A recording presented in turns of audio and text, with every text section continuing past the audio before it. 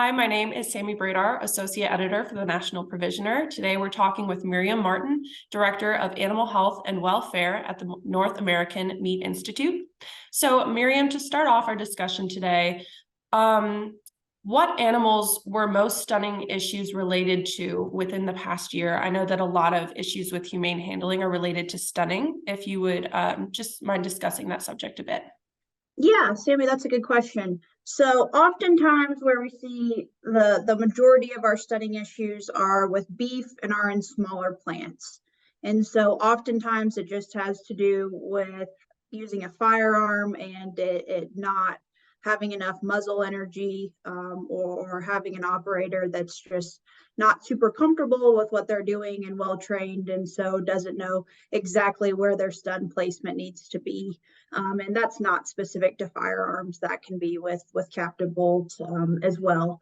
But that's oftentimes where we see the most issues is at our smaller plants. As you're aware, we are in times where there are labor shortages, and so always having multiple individuals on staff who have training and experience with stunning can be challenging at times. So training is super important, making sure that they're comfortable with what they're doing and have the appropriate equipment that's well maintained helps set them up for success. But oftentimes when we do see issues, it's typically beef and in smaller plants is where we see our most issues. Definitely. Thank you for that. Related to that, to improve stunning outcomes, what equipment should be used? Yeah, and so thinking about the age and class and species of animal that you're harvesting and making sure that you're using equipment that is appropriate for that size and age and species of animal. So as animals get more mature, their skull will thicken. And so considering that, oftentimes when we see stunning issues, it is with older animals that do just have that increased skull mass, which can make them more difficult to stun. And so having a good understanding of what animals are going to be coming into your facility, particularly if it's a smaller multi-species facility where you're going to see a lot of variation. So we do have some plants that are killing multiple species at different ages and weight ranges. And so taking that into account is really important. And then working with whoever your sales rep is. So for example, Bunzel, maybe if you are using captive bolt, is a great resource that can help make sure that you have the right tools for the age and species and size of animal that you're trying to render unconscious. So important to just work with whoever is supplying your stunning equipment to make sure you have what you need. Making sure that your backup equipment is in order. So in the instance that something does go wrong and you are in one of those atypical situations, that your backup equipment is ready to go and it is in very close proximity and you know where it is and your stunner is trained is also super important. And then just general maintenance as well. So oftentimes it's those small details that can fall through the cracks, but making sure you know where your backup equipment is and that it's well maintained also will help set your stunner up for success. Definitely. Thank you. Looking at proper restraint methods and stun placement, I know that those can be issues with humane handling. Do you mind going into proper restraint methods and stun placement? Yeah, absolutely.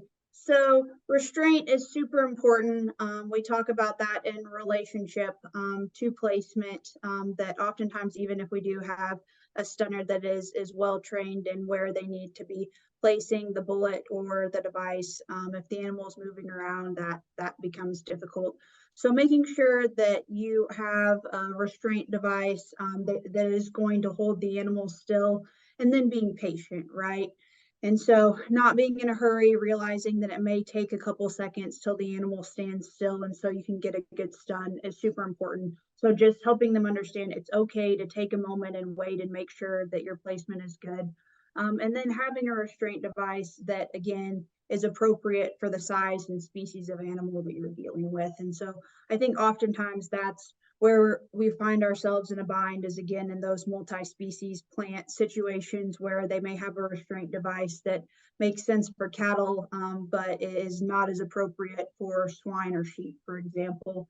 And so just thinking about that is probably where most of our issues come from. And then with placement is knowing the right anatomical location, but then also having the right angle. And so in our NAMI animal handling guidelines, we have some good pictures to help really understand where that is.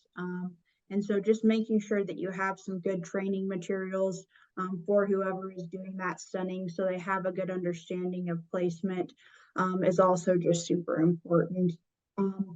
It's going to be a little bit different for species. Obviously, we like to draw the X, but placement is again going to go back a little bit to the species as well as the age of the animal. So just understanding those nuances. But we do have some good material available that plants can use.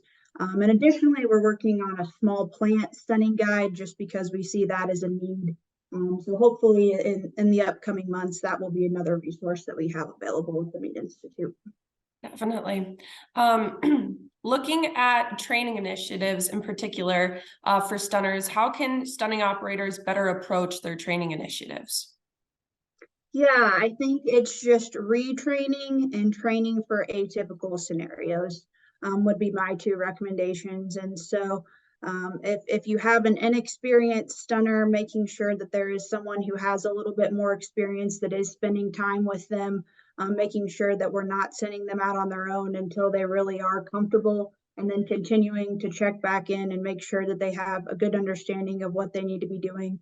And then helping them be as prepared as we can for those atypical scenarios that are not run of the mill, what we typically see every day, is when we oftentimes have issues. So when it's a class of animal that we don't usually see, for example, sometimes that's when there's issues. And then helping them understand what immediately they need to do if something goes wrong. And so just helping them walk through each scenario that they might encounter, I think, is the best way that we can prepare them. Definitely. Thank you for that. So how can handlers ensure the welfare of the animals that they're handling?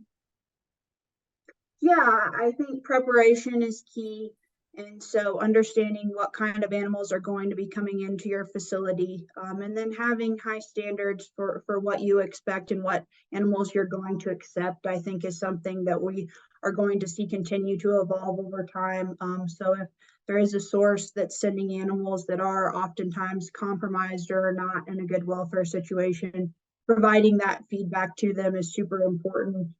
Because oftentimes that's when we have issues at the plant level, is because an animal shows up that's really not in a good welfare state. And so as much as we can do to prevent that, and then once they get to our facility, doing everything that we can to make sure that we're doing our job in order to make sure that all the way up to the stun box, we're doing all that we can.